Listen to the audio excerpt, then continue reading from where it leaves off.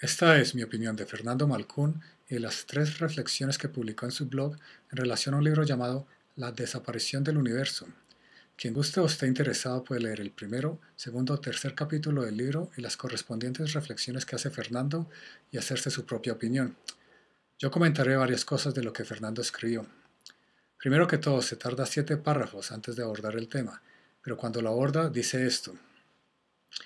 La historia de la desaparición del universo comienza cuando a Gary Renard, el autor, se le aparecen mágicamente. No sé por qué tiene que usar la palabra mágicamente. Pareciese que no le dio el beneficio de la duda al material desde un comienzo. Se le aparecen mágicamente en la sala de su casa dos entidades que se autocalifican como representantes de Jesús. Según ellos, acuden para ayudar a Gary, que ha pedido ayuda a Jesús para encontrar cómo hacer mejor las cosas. Esta súbita manifestación, de ser cierta y no un recurso literario para hablar del curso de milagros, lo convertiría en un elegido, un individuo especial entre los miles de millones de personas que han solicitado la misma ayuda, pero a quienes no se les ha aparecido sus representantes en la sala de su casa. Varias cosas, no sé. Primero, pareciese que a Fernando le molesta que Gary Renard es un elegido, pero pues la Biblia dice algo así como, yo os escogeré uno entre 1000 y dos entre 10.000. Pues si no eres el uno o el dos, pues puede ser frustrante. Continúa diciendo, dicen llamarse Arten, que tiene o proyecta una figura masculina, y Porsa, que tiene quien toma una forma femenina. No sé por qué no más bien dice, ya que no le cree el autor desde un comienzo, que el autor dice que ellos dicen llamarse Arten y Persa. Pero bueno, dice, Dios no creó la dualidad, que Él no creó al mundo, cierra comillas, que no tiene nada que ver con este mundo. Eso contradice su afirmación que Dios está en todas partes, que solo hay Dios. Ahí no hay una contradicción, porque el libro dice que el mundo y el universo son irreales. Dios no está en lo que es irreal. Continúa escribiendo, la creencia que lo que está en cambio permanente no es Dios, que lo heterogéneo y la unidiversidad no son Dios, nos lleva a preguntarnos, ¿quién creó todo esto? ¿Quién es ese otro Dios capaz de crear toda esta magnífica experiencia? La respuesta a la pregunta de Fernando es el Hijo de Dios. Y si le hubiese puesto atención al libro quizás no tuviese que preguntar. Pero también es importante explicarle quién es el Hijo de Dios. El Hijo de Dios es la conciencia que cree vivir vidas separadas. El Hijo de Dios es Jesús y los grandes maestros, pero también somos nosotros. Fernando sugiere que según el libro, a Dios se le chispoteó cuando creó la realidad, el universo, la vida y la conciencia. El curso de milagros no usa la palabra ni el léxico del Chavo del Ocho. Lo que dice es algo similar a esto, que al Hijo de Dios o que el Hijo de Dios tuvo una insignificante y descabellada idea de corrupción que puede ser corregida. Más adelante Fernando escribe esto. ¿Crearíamos así un Dios impotente? No entiendo por qué Fernando dice que si crearíamos un Dios. ¿Qué le hace pensar que nosotros creamos un Dios? Un hijo no crea a su padre y el Hijo de Dios no crea a Dios, que tiene parte de sí mismo que desvaría para experimentar un mundo sin sentido. Fernando cree que este mundo en el que vivimos tiene sentido. Tal vez aburrido de ese clímax sexual que lleva una eternidad experimentando. Lo del clímax sexual es esto. Describen esa realidad, eso es error de Fernando. Describen esa realidad en la que existe ese Dios como un cielo que se experimenta como el, abre comillas, clímax de un perfecto orgasmo sexual que no se detiene nunca, permitiendo mantener un estado de placer eterno sin que se reduzca su poderosa e inmaculada intensidad, cierra comillas. Pues eso suena bastante bien. Placer que describen como el resultado de la unión con Dios, un éxtasis perfecto e indescriptible que nunca cesa. Cabría preguntarse si después de media eternidad, eso es bastante ilógico. Uno no puede decir media eternidad o un cuarto de eternidad. Pareciese que Fernando no entiende el concepto de eternidad. Cabría preguntarse si después de media eternidad la sensación seguiría siendo la misma, sobre todo porque en esa realidad homogénea no hay nada con qué compararla. Aquí claramente Fernando no entiende varios conceptos o su sistema de creencias no le permite entender el no dualismo o el no dualismo puro, qué es lo que el libro dice que es lo que se necesita para trascender este mundo. Dice, si miramos lo que muchos llaman inaceptable, la guerra, la pobreza, el robo, el asesinato, la injusticia, el desequilibrio social o la muerte, son estados perfectos para aprender las características esenciales del amor. No sé, pues bajo el racionamiento de Fernando pareciese que la guerra, la pobreza, las creó Dios para enseñarnos lo que él bien dice, las características esenciales del amor. A mi forma de ver es como si nos estuviese enseñando los golpes. La pregunta de Arten y Pursa busca llevarnos a concluir que la imperfección no puede ser causada por Dios, por lo tanto solo puede ser una falsa ilusión creada por la mente del hombre que enfermó, cuando decidió separarse de Dios y abandonar el intenso, invariable y eterno placer que le generaba su presencia. Sin embargo, lo que ellos ven como imperfecto es realmente perfecto, para producir comprensión sobre el orden, el amor y para cambiar cualitativamente la conciencia gracias a la acumulación de sabiduría que impulsa la creación de dones, virtudes y habilidades que conducen a la felicidad. Claramente, según Fernando, Dios no nos creó perfectos. Continúa diciendo esto. Un ser humano que experimenta las consecuencias de la guerra, la destrucción del esfuerzo de toda su vida, la muerte de sus seres queridos, la desolación y el hambre a su alrededor, comprende el valor de la paz, la importancia de llegar a acuerdos con personas que tienen puntos de vista opuestos a los suyos. Sí, esto tiene muchísimo sentido. Si consideramos, no sé, Hitler, habría que hacerle entender los puntos de vista de otras personas. Comprende que la realidad es el escenario en el de que se le da a todos la libertad para expresarlos, libre albedrío, para que cada uno manifieste su única y valiosa esencia. No está diseñado para que todos tengan el mismo punto de vista, sino para que aprendan a respetar, tolerar y escuchar lo de los demás, con tanta honestidad que puedan incluso cambiar el suyo como resultado de lo que escuchan. Sí, claramente Hitler no pudo entender el punto de vista de los que no querían que los mataran. Igual, según este racionamiento de Fernando, a mi forma de ver pareciese que Dios nos haya creado con libre albedrío fue un error tremendo. Pero Fernando continúa escribiendo esto. Si alguien ve un error en esta realidad, no es porque sea imperfecta, sino porque al observador le hace falta para verla como perfecta. Si asumimos que Dios es perfecto, y si creemos que Dios nos creó a su imagen y a su semejanza, hay ahí un problema, porque claramente en el mundo nosotros no somos perfectos. Según Fernando, nos hace falta información. Y si nos hace falta información, eso significa que tenemos una carencia. Si tenemos una carencia, ¿somos perfectos? ¿Significa esto que Dios entonces tampoco es perfecto? No sé. Fernando cree en un Dios que a mi forma de ver es cruel. ¿Por qué nos creó con una carencia? ¿Por qué nos creó sin la información de ver el asesinato, la destrucción como sus estados perfectos? No sé, y nos pone a aprender a los golpes sin tener esta información. ¿Será por eso que nos mandó a Fernando a que nos enseñe? No sé, es una posibilidad. Es curioso, además, en sus mismos términos, que Jesús, Buda, Krishna, Saint Germain, etc., tengan que individualizarse, es decir, separarse de Dios y enfermarse mentalmente para venir a salvarnos. No sé de dónde saca Fernando esto, de tener que venir a salvarnos, y por lo menos de enfermarse. Por lo menos no lo sacó de este libro.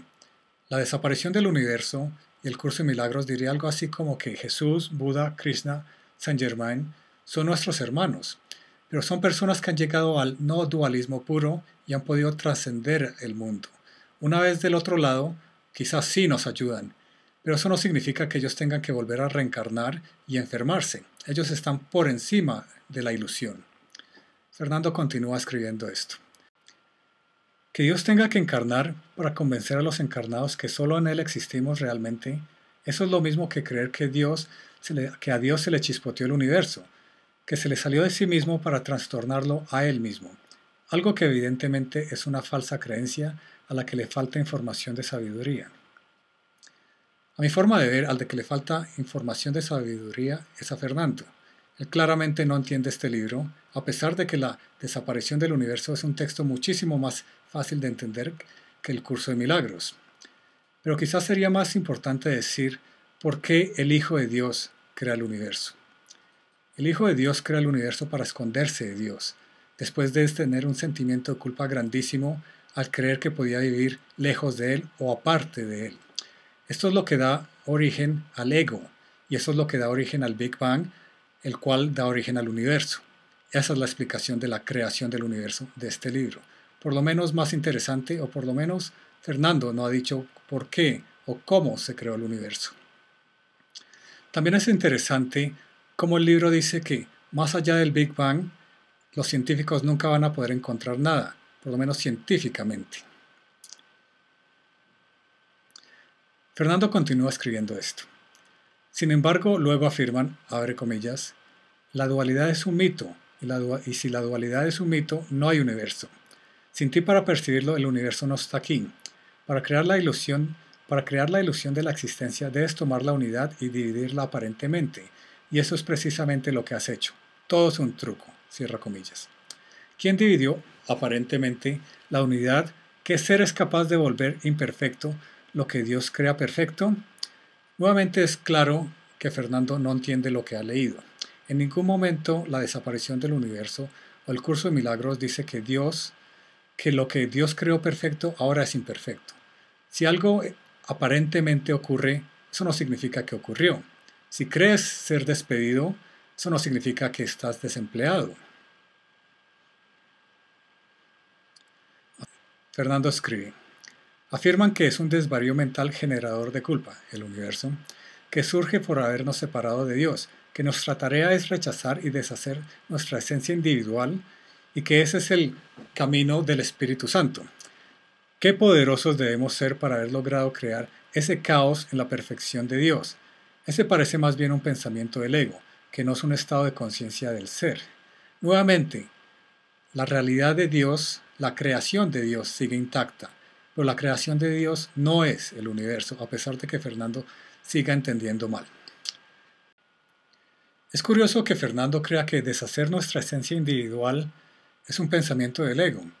Según el libro, el ego busca subdividir, hacernos creer que somos unos distintos de los otros, pero pues Fernando quiere mantener esa individualidad. En otro fragmento, Fernando escribe esto. Gracias a la neutralidad del amor de Dios existe la infinita diversidad en el universo, la que debemos llamar unidiversidad. No sé por qué le debemos llamar unidiversidad. Pareciese como que es el término que Fernando se inventó o que alguien se inventó, pero tanto así como que debemos, no sé. Bueno, porque todas realmente parte de un solo ser, forman parte de ese gran todo, la infinidad de seres humanos, todos únicos y originales y distintos. Eso es lo que le encanta al ego. Seres que encarnan en el universo para encontrar comprensión de su propia esencia de orden y amor a través de lo que crean y experimentan. Por supuesto, lo que crean inicialmente solo produce sufrimiento. Por supuesto, estoy siendo irónico. Su propia inocencia, su ignorancia, su animalidad original determinan que sea así. ¿Por qué Dios nos creó así? ¿Por qué Dios nos creó entonces tan inocentes, llenos de ignorancias y con una animalidad original? No pareciese que nos ama, ¿o sí? Sin embargo, poco a poco, o más bien golpe a golpe, experiencia tras experiencia, vida tras vida, van encontrando por prueba y error lo que es verdad, van construyendo en su interior la enorme cantidad de dones y virtudes que surgen del amor, la incondicionalidad, el no juicio, la tolerancia, la flexibilidad, el respeto, la serenidad, la humildad, la gentileza, la bondad, la confianza, la alegría, la dicha. Ese es el tipo de cantaleta que te tendrías que aguantar si vas a un retiro con él o a una de sus charlas. O sea que mejor pensarlo. Afirman que el Apocalipsis parece una de las novelas de terror y suspenso que escribe Stephen King. Sugiero que alguien lea Stephen King y el libro de Apocalipsis y que forme sus propias opiniones. Todo esto puede llevarlo a uno a creer inocentemente que la desaparición del universo contiene más verdades que la misma Biblia. A mi forma de ver, leyendo los escritos de Fernando, uno puede inocentemente creer que él sabe de lo que habla. En relación a la Biblia, es un punto importante a evaluar y es un punto del que se habla en la desaparición del universo es, ¿verdaderamente Dios mandó a su único hijo, a morir por los pecados de la humanidad? No sé, pienso que es importante reevaluar esto. Fernando escribe esto. Usando sus mismos argumentos, cabría preguntarse, ¿para qué necesita Jesús encarnar en algo que realmente no está allí? ¿Por qué debería importar lo que ocurra en una ilusión a menos de que les des un poder que no tiene y que no puede tener? Precisamente, no importa. Más adelante, también es eterno porque ha existido desde siempre y existirá por siempre. No sé cómo le consta o cómo lo comprueba. Es parte del proceso vital de Dios que está vivo, no tuvo comienzo ni tendrá fin porque forma parte inherente de su naturaleza divina, sus pensamientos, sus estados de ser, su toma de conciencia sobre sí mismo, sobre lo que ha creado, sobre lo que crea y lo que tiene potencia de crear, cambia constantemente. Dios tiene deseos, son la sumatoria de todos los deseos individuales. Esto, a mi forma de ver, no tiene absolutamente ningún sentido. El Curso de Milagros dice una parte que es muy bonita, dice, Dios dispone, no desea, pero Fernando cree en un Dios en el de que sí desea. Una persona que desea claramente no tiene algo. Y que diga que la sumatoria, que Dios tiene deseos, son la sumatoria de todos los deseos individuales. Si fuese la sumatoria de todos los deseos individuales, el cielo sería el mismo conflicto, habría el mismo conflicto en el cielo como hay en la tierra. Yo no creo que en el cielo haya ese mismo conflicto. Entonces, según Fernando, Dios tiene deseos, son la sumatoria de todos los deseos individuales y la creación los satisface. No sé, ya que Fernando cree que la creación es el universo, el mundo, ¿le satisface a Dios ver este mundo tan horrible? ¿Le satisface ver esos estados perfectos que Fernando llama el asesinato, la muerte, la destrucción? Yo pensaría que no, pero no coincido con la opinión de Fernando. Dios busca comprender su esencia infinita, pues si busca entender es porque no comprende. Su absoluta potencia, su infinito amor y ese proceso necesariamente es eterno. O sea que según Fernando estamos acá para siempre, para seguir aprendiendo a los golpes. Por eso su respirar exhala inocencia, que viene a encontrar comprensiones en la ilusión e inhala la sabiduría que resulta de ese proceso. Y eso ha sucedido desde siempre y sucederá por siempre. A mi forma de ver, esto es poesía barata de Fernando. En su primera reflexión, Fernando escribe esto. Comprendí también que mientras juzga el universo como algo imperfecto, no era porque éste fuera imperfecto, sino porque a mí me faltaba información suficiente y eficiente para lograr entender su verdadero propósito. Gerardo, que es el maestro de cabecera o fue el maestro de cabecera de Fernando, muere al cabo de esos 7 años, dejándome la certeza de que debía encaminar mi vida a entregar la información que me cambió sustancialmente a otras personas. Yo creo que si Fernando viviese en los tiempos de Galileo, le sería imposible entender que la Tierra no es el centro del universo. Seguiría empeñado en decir que lo es y diría que se lo dijo un cura. Según Fernando, Gerardo realizaba viajes astrales todas las noches. No sé, no creo que Fernando lo pueda comprobar, pero sí le creía, a diferencia del autor de este libro, a quien Fernando cree que de lo que está hablando y los dos maestros que se le aparecen son lo que él dice recursos literarios. No pienso que Fernando esté siendo muy abierto y no tuvo la predisposición de darle el beneficio de la duda a este libro desde un comienzo. Otra parte de Fernando es que debía dedicarme a investigar otras manifestaciones de esa misma sabiduría en otros lugares y culturas, que debía encontrar todas las formas posibles para validarlas científicamente, de manera que sirviera para inducir comprensión en los más escépticos y materialistas. No sé, ese cuento de inducir en los más escépticos y materialistas me suena un poco a cruzada religiosa. Que debía encontrar todas las formas posibles para validarla, información de Gerardo, científicamente. Es mi opinión que los argumentos de Fernando Malcún se reducen a esto. Esto es así, esto realmente no es así. O sea que creo que está haciendo una pésima labor en la misión que cree haber entendido le dejó Gerardo. Más adelante en su blog dice esto. Hace poco mis investigaciones me llevaron a hacer retiros de 13 días en absoluta oscuridad para experimentar cómo el DMT que produce la glándula pineal en oscuridad continua puede ampliar nuestra percepción y nuestra conciencia de lo inconsciente al impulsar la experiencia de sueños lúcidos, de viajes astrales, incluso de regresiones que pueden verificar de manera concluyente la existencia de otras vidas. No sé cómo Fernando puede decir que los sueños lúcidos o viajes astrales los está confirmando científicamente. ¿Cómo puede comprobar que no son alucinaciones? Y a partir de verificar concluyentemente la existencia de otras vidas, pues eso no sería quizás tan difícil que los sueños lúcidos o los viajes astrales. Se tendría que ir a mirar registros históricos y ver si se encuentra la información del personaje que una persona recuerda ser. Pero Fernando no hace esto. O sea que no creo que está tratando de comprobar nada de todas las formas científicas posibles. Más adelante dice que permiten entender lo que sucede realmente. Nuevamente, una de las palabras favoritas de Fernando, durante la muerte y después de ella. ¿Serio? A partir de sus retiros de 13 días, él puede comprobar para que una persona pueda entender lo que realmente sucede durante la muerte y después de ellas. ¿Lo puede comprobar contundentemente o más bien concluyentemente? Yo creo que no. Curiosamente hay estudios serios en este tipo de cosas, pero Fernando Malcún no los está realizando.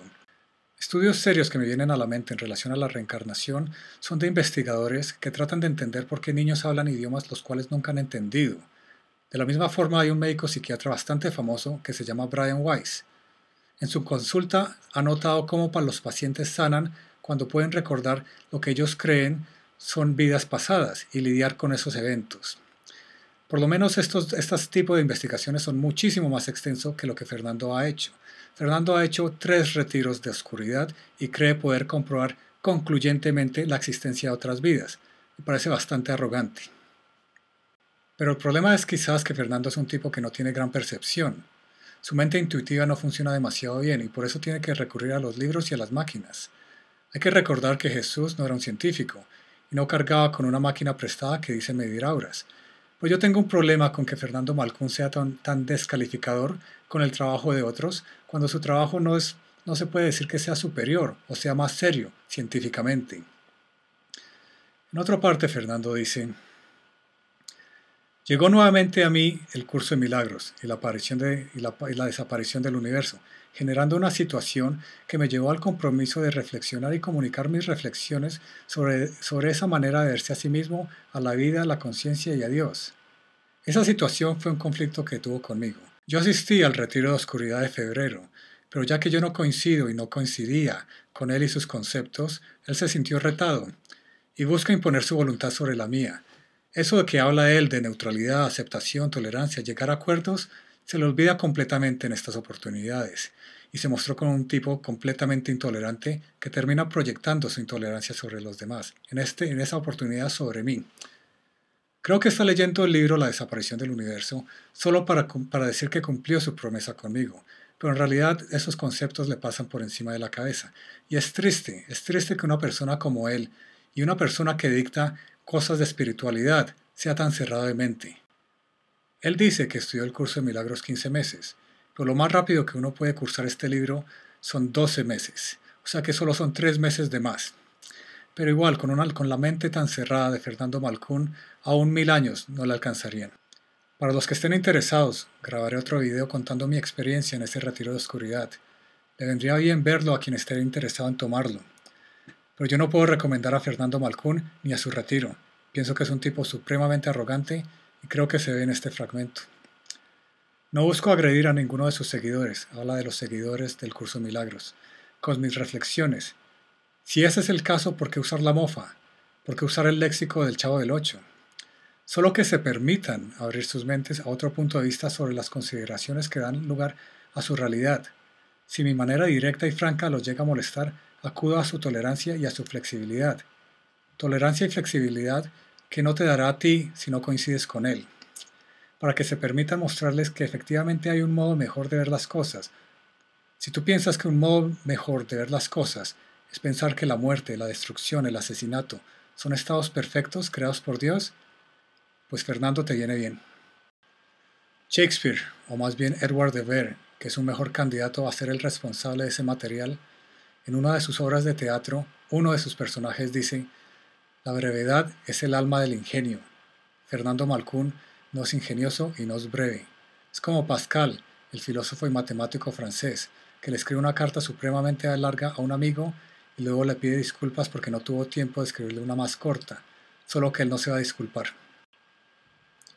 Finalmente, a diferencia de Fernando Malcún, les pido que no me crean. Más bien lean el primero, segundo o tercer capítulo del libro La desaparición del universo, las reflexiones de Fernando, y creen su propia opinión y tomen sus propias decisiones. Ojalá este video les sea de uso a alguien.